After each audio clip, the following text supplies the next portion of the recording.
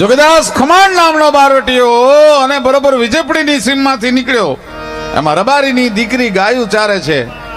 18 વર્ષની રબારીની દીકરીને ગાયું ચારે ભાઈ.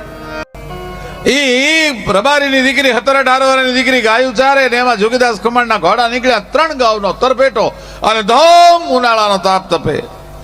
સૂરજનારાયણ બેક નાડાવા હેઠો ઉતરી ગયેલો, ધરતી ત્રંબક વર્ણી બની ગયેલી અને જોગીદાસના ઘોડા નીકળ્યા. જોગીદાસ ખમાણને એમ થયું કે આ દીકરી એકલી વગડામાં ઉનાળામાં ગાયું ચારે છે ને બીક નહીં લાગતી હોય.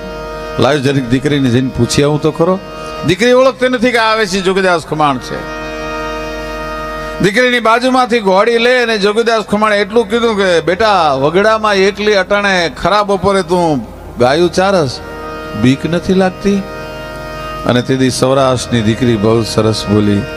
એણે એમ કીધું કે બાપુ, જોગીદાસ ખમાણ જ્યાં સુધી બારવટે છે ત્યાં સુધી કોના બાપની તાકાત છે સૌરાષ્ટ્રની બેન દીકરીની સામે ઊંચી નજર કરી શકે?